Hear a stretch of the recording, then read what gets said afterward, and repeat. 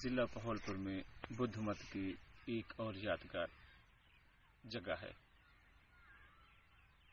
بدھ مت ہمارے جنوبی پنجاب یا سرائیکی وسیب میں کافی عرصے تک ایک اکثریتی مذہب کے طور پر موجود رہا ہے۔ گوتم بدھ کی اخلاقی تعلیمات میں انسان دوستی کے حوالے سے، ہمدردی کے حوالے سے بہت کچھ تعلیمات ملتی ہیں۔ گوتم بدھ کے پیغام کو بدھ بھکشو نے آگے بڑھایا اور انہوں نے وہار قائم کیے۔ وہار ایسی جگہ ہوتی تھی جہاں بدھ بھکشو گوتم بدھ کے پیغام پہنچانے کے بعد آ کے رہتے تھے، اقامت پذیر تھے۔ اس میں طلباء کو بدھ مت کی تعلیمات بھی دی جاتی تھیں اور اس میں بدھ مت سے متعلق مقدس چیزیں بھی رکھی جاتی تھیں۔ تو یہ سوئی وہار یا اور بھی بہت سے ایسے مقامات ہیں جن کا نوحہ پڑھنے کو دل کرتا ہے۔ یہ چیزیں ختم ہو گئی ہیں، حالانکہ روپے، پیسے، سونا چاندی ان سے بھی بڑھ کے یہ چیزیں قیمتی ہوتی ہیں۔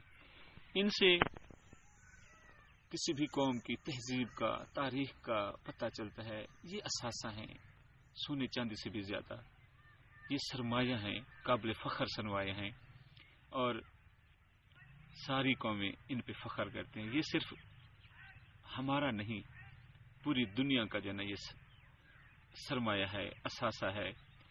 ضرورت تھی کہ ہم اپنے ان قابل فخر اثاثوں کو محفوظ رکھتے، لیکن بد نصیبی کہ بہت سے میدانوں کی طرح اس میں بھی ہم نے اپنی ذہنی پسماندگی کا جو ہے نا وہ اظہار کیا ہے۔ تو سوئی وہار راجہ کنشکا کے دور کا ایک یادگار جہاں سے بہت سی چیزیں ملیں، اور بد نصیبی دیکھیں، بجائے اس کو ہم محفوظ کرتے ہم نے اسے جو ہے نا وہ ختم کر دیا۔ شاید یہ وہار ہر طرف مناظر فطرت کو دیکھتا ہوگا، لاکھوں ہزاروں سالوں کی جو ہے نا تند و تیز آندھیاں، طوفان، بارشیں، سرد اور گرم ہوائیں اسے ریزہ ریزہ نہیں کر سکیں، لیکن جب ہم نے اس کے نزدیک قبرستان بنا دیا تو شاید یہ اپنی ناقدری پہ جو ہے نا وہ بہت پریشان ہوا ہے، اور ہم نے جب اس کا خیال نہیں رکھا تو یہ 200 سال سے بھی کم عرصے کے اندر جو ہے نا اب انہدام کے قریب ہے۔